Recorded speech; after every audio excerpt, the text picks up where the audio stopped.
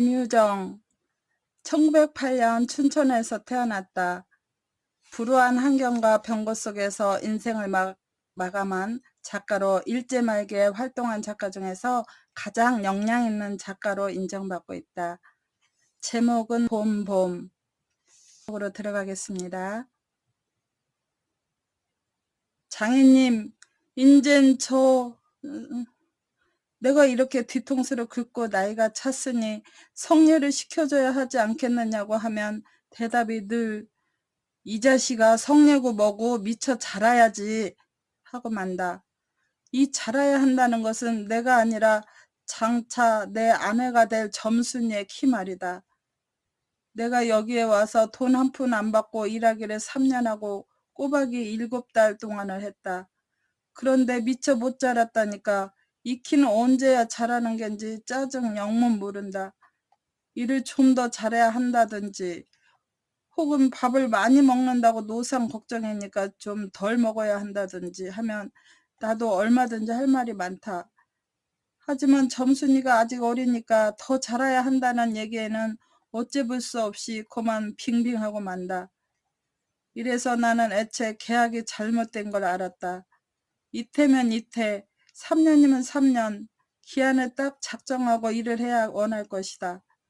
덮어놓고 딸이 잘하는 대로 성례를 시켜주마 했으니 누가 늘 지키고 섰는 것도 아니고 그 키가 언제 자랐는지 알 수 있는가.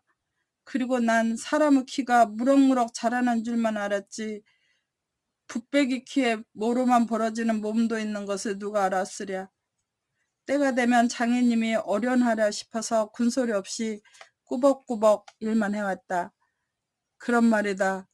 장인님이 제가 다 알아차려서 어참 너 일 많이 했다 고만 장가들어라 하고 살림도 내주고 해야 나도 좋을 것이 아니냐. 시치미를 딱 대고 도리어 그런 소리가 나올까 봐서 지레 펄펄 뛰고 이 야단이다. 명색이 좋아 대리사이지 일하기에 싱겁기도 할 뿐더러 이건 참 아무것도 아니다. 쑥맥이 그걸 모르고 점순이의 키 자라기만 까맣게 기다리지 않았나. 언젠가는 하도 갑갑해서 자를 가지고 덤벼들어서 그 키를 한번 재볼까 했다마는 우리는 장인님이 내일을 해야 한다고 해서 마주서 이야기 한마디도 하는 법 없다. 우물길에서 언제나 마주칠 적이면 겨우 눈어림으로 재보고 하는 것인데 그럴 적마다 나는 저만층 가서 제 애미 키도 하고 논뚝에다 침을 태 뱉는다. 아무리 잘 봐야 내 겨드랑이 밑에서 너물락말락 밤낮 요 모양이다. 개 돼지는 푹푹 크는데 왜 이리도 사람은 안 크는지 한동안 머리가 아프도록 궁리도 해보았다. 아하, 물동이를 자꾸 이니까 뼈다귀가 움츠러드나 싶보다 하고 내가 넌지시 그 물을 대신 기로도 주었다. 뿐만 아니라 나무를 하러 가면 선앙당에 돌을 올려놓고 점순이의 키 좀 크게 해주십소. 그러면서 담에 떡 갖다 놓고 고사드릴 테니까 하고 치성도 한두 번 드린 것이 아니다. 어떻게 대먹은 건지 이래도 막먹으느니. 그래, 내 어저께 싸운 것이지 결코 장인님이 밉다든가 해서가 아니다.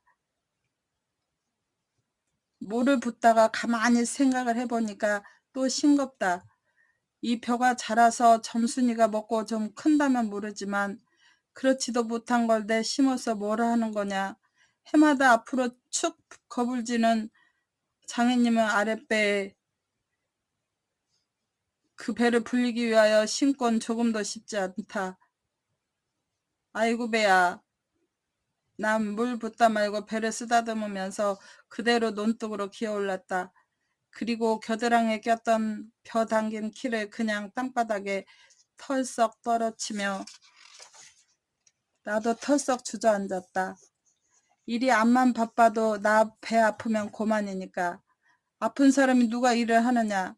파릇파릇 돋아오른 풀 한 숲을 뜯어들고 다리에 거머리를 쑥쑥 문대며 장인님의 얼굴을 쳐다보았다. 논 가운데서 장인님도 이상한 눈을 해가지고 한참 날 노려보더니 너 이 자식 왜 또 그래? 응? 배가 좀 아파서요 하고 풀 위에 스며시 쓰러지니까 장인님은 약이 올랐다.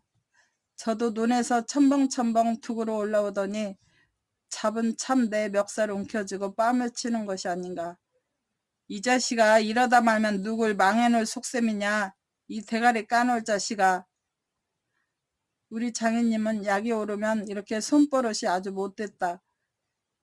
또 사위에게 이 자식 저 자식 하는 이놈의 장인님은 어디 있느냐.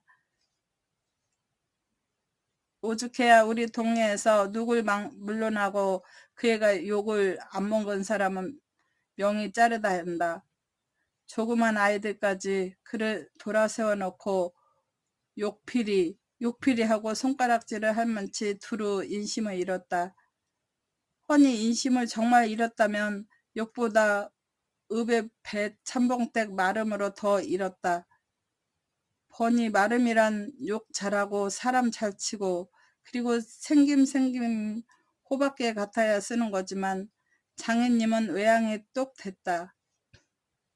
장인에게 닭말이나 좀 보내지 않는다든가 애벌론 때 품을 좀 안 준다든가 하면 그 해 가을에는 영락없이 땅에 뚝뚝 떨어진다. 그러면 미리부터 돈도 먹고 술도 먹이고 안달 재신으로 돌아치던 놈이 그 땅을 슬쩍 돌아왔는다. 이 바람에 장인님 집 외양간에는 눈깔 커다란 황소 한 놈이 절로 엉금엉금 기어들고 동리 사람들은 그 욕을 다 먹어가면서도 그래도 굽실굽실 하는 게 아닌가. 그러나 내겐 장인님이 감히 큰소리할 계제가 못 된다. 뒷생각은 못하고 뺨 한 대를 딱 때려놓고는 장인님은 무색해서 덤덤히 쓴 침만 삼킨다. 난 그 속을 퍽 잘 안다. 조금 있으면 갈도 꺾어야 하고 모도 내야 하고 한참 바쁜 때인데 나 일 안 하고 우리 집으로 그냥 가면 고만이니까. 작년 이맘때도 트집을 좀 하니까 늦잠 잔다고 돌멩이를 집어던져서 자는 놈의 발목을 삐게 해놨다. 사나흘씩이나 건승 끙끙 앓았더니 종당에는 거반 울상이 되지 않았는가. 얘 그만 일어나 좀 일 좀 해라. 그래 올 길에 벼가 잘 되면 너 장가들지 않니? 그래 귀가 번쩍 뜨여서 그날로 일어나서 남의 이틀 품 드릴 논을 혼자 삶아 놓으니까 장인님도 눈깔이 커다랗게 놀랐다. 그럼 정말로 가을에 와서 혼인을 시켜줘야 온 경우가 옳지 않겠나. 벼섬을 척척 들여 쌓아도 다른 소리는 없고 물뚱이를 이고 들어오는 점순이를 담배통으로 가르치며 이 자식아 미처 커야지 저걸 무슨 혼인을 한다고 그러니 원 하고 남 낯장만 불켜주고 그만이다.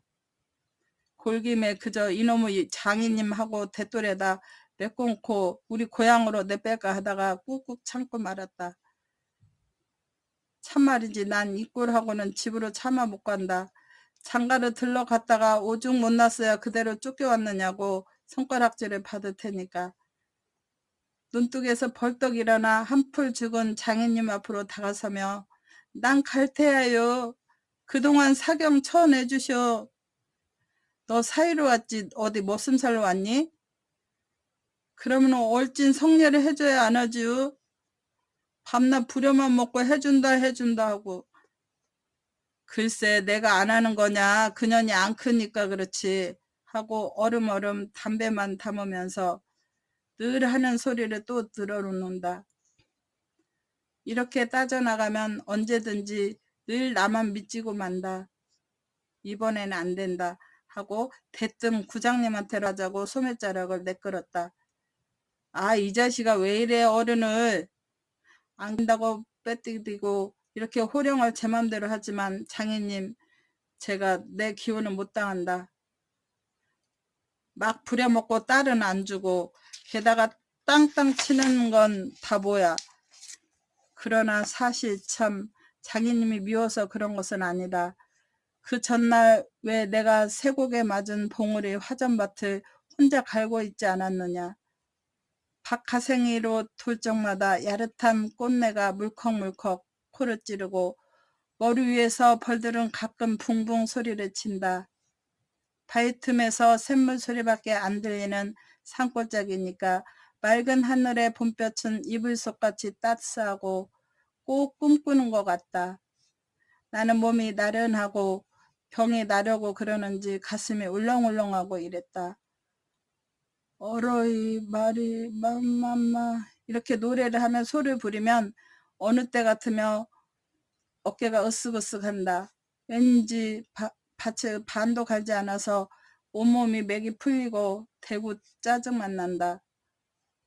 공연히 소만 들입다 두들기며 안냐 안냐 이 망할 자식의 소 대가리를 꺾어들라. 그러나 내 속은 정말 안냐 때문이 아니라 점심을 이고 온 점순이의 키를 보고 우라가 났던 것이다. 점순이는 머글이 썩 이쁜 계집애는 못 된다. 그렇다고 또 개떡이냐 하면 그런 것도 아니고 꼭 내 아내가 돼야 할 만치 그저 툭툭하게 생긴 얼굴이다. 나보다 10년이 아래니까 올해 16인데 몸은 남보다 2살이나 덜 자랐다. 남은 잘도 헌칠이듯 그것만 이건 위아래가 뭉툭한 것이 내 눈에는 헐없이 감참해 같다. 참외 중에는 감참외가 제일 맛있고 이쁘니까 말이다. 둥글고 커다란 눈은 서글서글하니 좋고 좀 지쳐 찢어졌지만 입은 밥술이나 톡톡이 먹음직하니 좋다. 아따 밥만 많이 먹게 되면 팔자는 고만 아니냐. 헌데 한 가지 파가 있다면 가끔 가다 몸이 너무 빨리빨리 논다. 그래서 밥을 나르다가 때없이 풀밭에서 깻박을 쳐서 흙투성이 밥을 곧장 먹인다. 안 먹으면 무안해할까 봐서 이걸 씹고 앉았느라면 으적으적 소리가 나고 돌을 먹는 겐지 밥을 먹는 겐지. 그러나 이날은 웬일인지 성한 밥채로 밥머리에 곱게 내려놓았다. 그리고 또 내외를 해야 하니까 저만큼 떨어져 이쪽으로 등을 향하고 웅크리고 앉아서 그릇 나기를 기다린다. 내가 다 먹고 물러섰을 때 그릇을 와서 챙기는데 난 깜짝 놀라지 않았느냐. 고개를 푹 숙이고 밥hab지에 그릇을 포개면서 날더러 들으라는지 혹은 제 소린지 밤낮 일만 하다 말 텐가 하고 혼자서 중얼거린다. 고대 잘 내야 하다가 이게 무슨 소린가 하고 난 정신이 얼떨떨했다. 그러면서도 한편 무슨 좋은 수가 없는가 싶어서 나도 공중에 대고 혼잣말로 그럼 어떻게 하니까 성리시켜 달라지 뭘 어떻게 하고 대알지게 쏘아붙이고 얼굴이 빨개져서 산으로 그저 도망질친다. 나는 잠시 동안 어떻게 되는 심판인지 맥을 몰라서 그 뒷모양만 덤덤히 바라봤다. 봄이 오면 온갖 초목이 물이 오르고 싹이 트고 한다.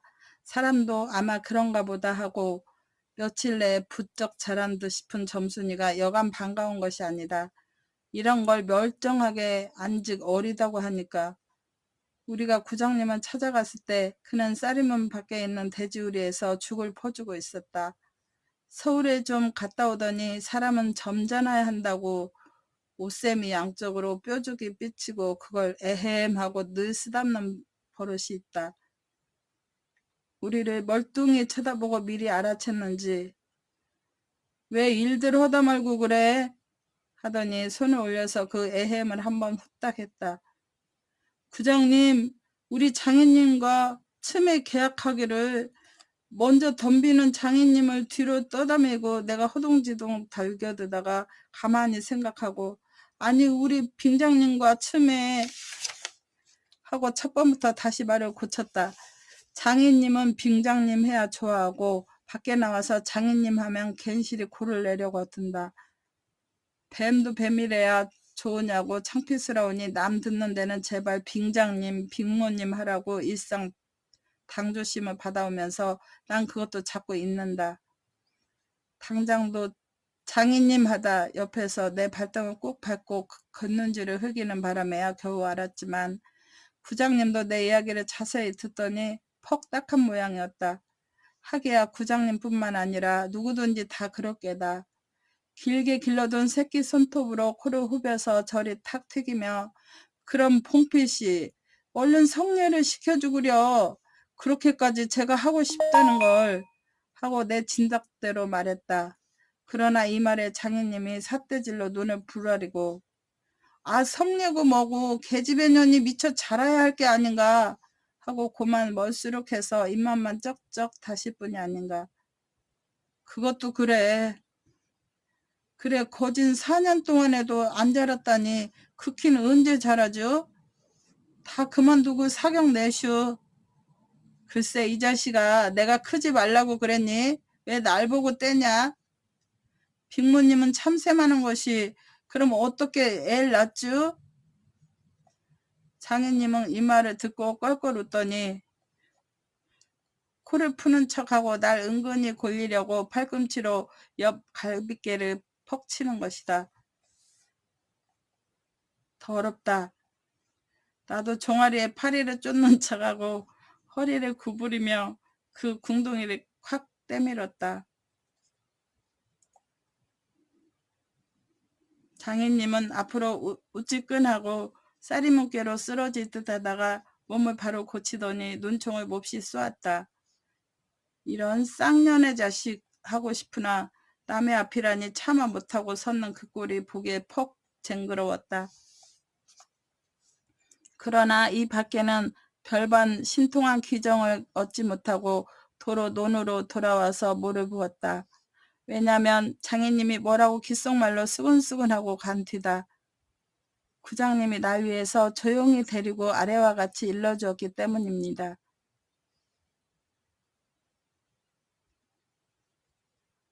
자네 말도 하기야 옳지. 암 나이 찼으니까 아들이 급하다는 게 잘못된 말은 아니야. 하지만 농사가 한창 바쁜 때 일을 안 한다든가 집으로 달아난다든가 하면 손해죄로 그것도 징역을 가거든. 여기에 그만 정신이 번쩍 났다. 왜 요전에 산포말서 산에 불 좀 놓았다고 징역 간 거 못 봤냐? 제 산에 불을 놓아도 징역을 가는 이때인데 남의 농사를 버려두니 제가 얼마나 더 중요한가. 그리고 자넨 정장을 간대지만 그러면 괜시리 죄를 들쓰고 들어가는 걸세. 또 결혼도 그렇지. 법률에 성년이란 게 있는 게 21가 돼야지 비로소 결혼을 할 수가 있는 걸세. 자넨 물론 아들이 늦은 걸 염려하지만 점순이로 말하면 이제 겨우 16이 아닌가. 그렇지만 아까 빙장님의 말씀이 올 가을에는 열일을 제치고라도 성례를 시켜주겠다 하시니 좀 고마울 겐가. 빨리 가서 못 붙던 거나 마저 붙게. 군소리 말고 어서 가.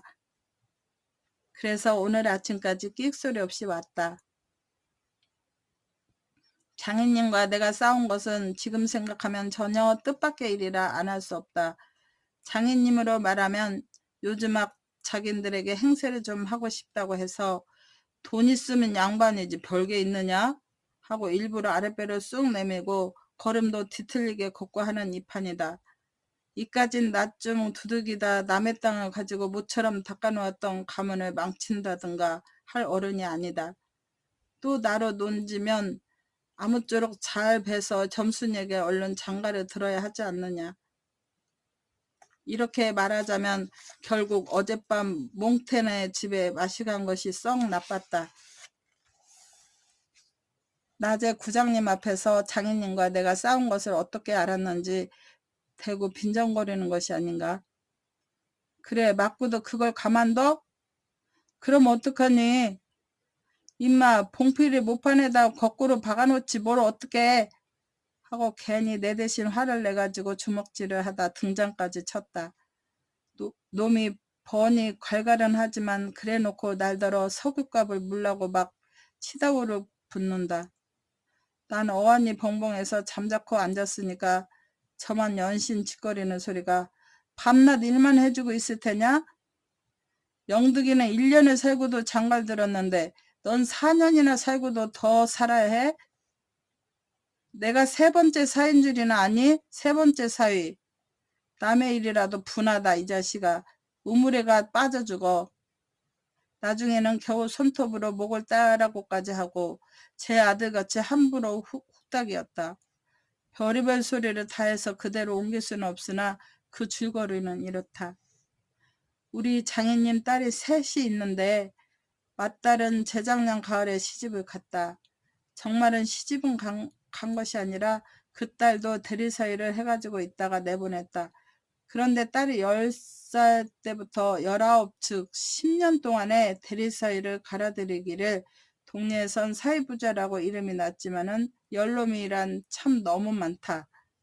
장인님이 아들은 없고 딸만 있는 거로 그 다음 딸의 대리사위를 해올 때까지는 부려먹지 않으면 안 된다.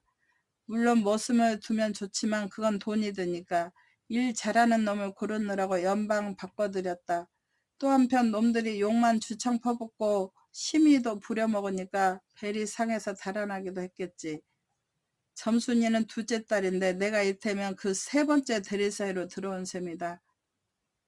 내 담으로 네 번째 놈이 들어올 것을 내가 일도 잘하고 그리고 사람이 좀 어수룩하니까 장인님이 잔뜩 붙들어 놓질 않는다. 셋째 딸이 이제 6살, 적어도 10살은 돼야 대리사위를 할 테므로 그동안은 죽도록 부려먹어야 한다. 그러니 이제는 속 좀 차리고 장가를 들여달라고 때를 쓰고 나자빠져라 이것이다. 나는 겉으로 엉엉하며 귓등으로 들었다. 몽태는 땅을 얻어붙이다가 떨어진 뒤로는 장인님만 보면 공연히 못 먹어서 으르렁거린다.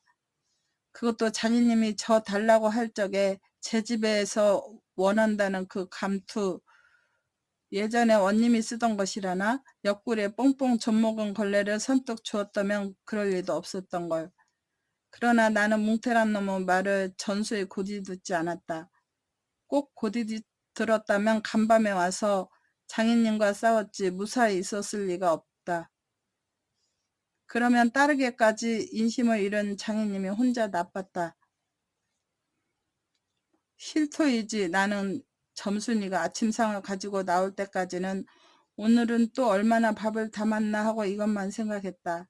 상에는 된장찌개하고 간장 한 종지, 조밥 한 그릇, 그리고 밥보다 더 수부룩하게 담은 산나물이 한 대접. 이렇다. 나물은 점순이가 틈틈이 해오니까 2대접이고 4대접이고 먹어도 좋으나 밥은 장인님이 한 사발 외엔 더 주지 말라고 해서 안 된다. 그런데 점순이가 그 상을 내 앞에 내려놓으며 제 말로 짓거리는 소리가 구장님한테 갔다 그냥 온담 그래? 하고 엊그제 산에서와 같이 대우 쫑알거린다. 딴엔 내가 더 단단히 덤비지 않고 만 것이 좀 어리석었다. 속으로 그랬다. 나도 저쪽 벽을 향하여 외면하면서 내 말로 안 된다는 걸 그럼 어떡한담 하니까 샘을 잡아채지 그냥 더 이 바보야? 하고 또 얼굴이 빨개지면서 성을 내며 안으로 셀쭉하니 뒤틀어가지 않느냐.